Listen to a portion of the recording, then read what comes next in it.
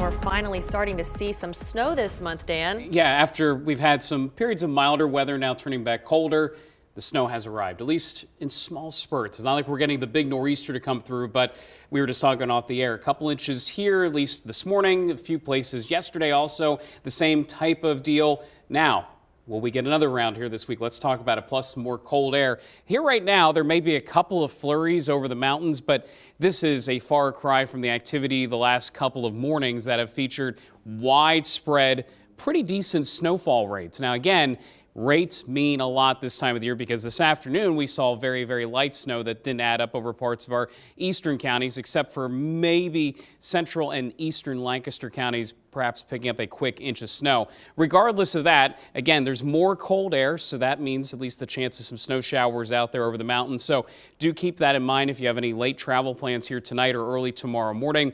Zooming back out, there's yet another system pulling away to our east and northeast. If you've been watching my forecast during the week, I keep mentioning how this happens. They want to take off just as they get nearby, so we don't get the full brunt of the storm. Instead, we just kind of get a brush by of whatever's left. And then we look to the west. The next little round of cold air, next disturbance, if you will, that still has to come, and that'll be here by Tuesday. So here's Hanover right now. Things are quiet. No snow there.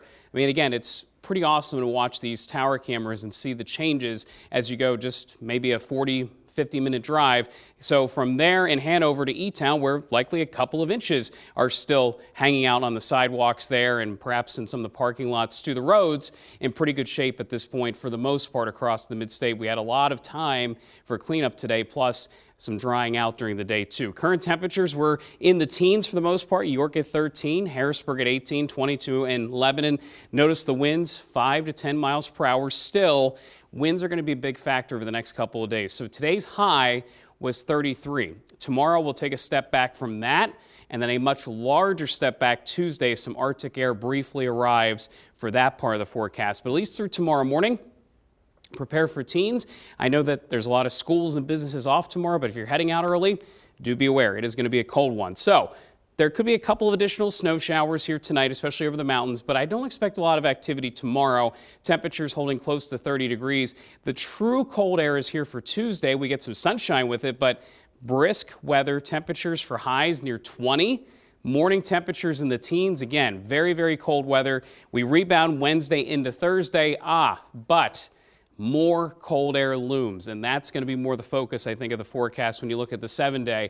We could see next weekend high temperatures multiple days around 20 degrees, nighttime temperatures in the teens and single digits, and there may be a chance of snow, at least some snowfall Saturday. It's something we're tracking actively, but again, sometimes when it gets too cold and a little too dry, we miss out on a big snow chance. We'll wait to see if that actually comes into play.